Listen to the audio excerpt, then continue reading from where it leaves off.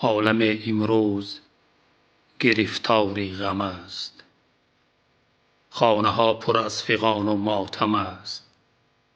ملت با ملت اندر هم است.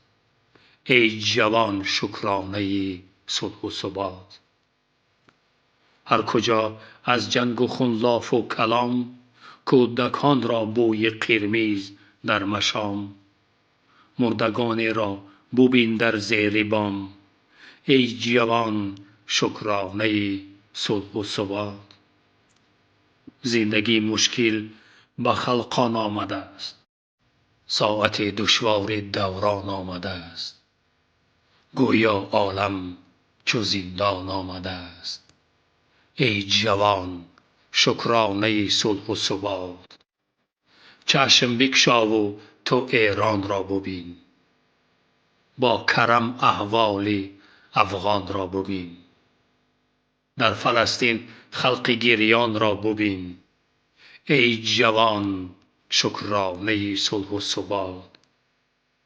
خاک خویشتن را بکن بالای سر.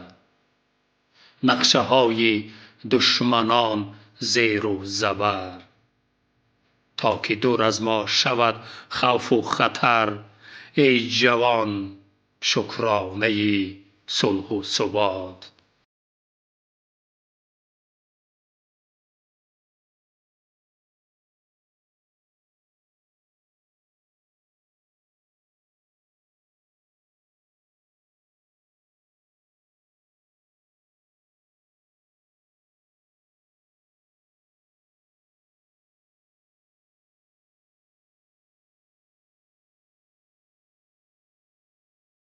رفت در تابوت تو هم بود هم نابود من.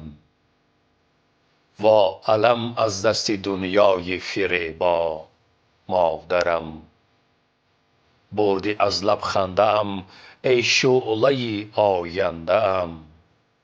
وا دریغا مادرم، صد وا دریغا مادرم.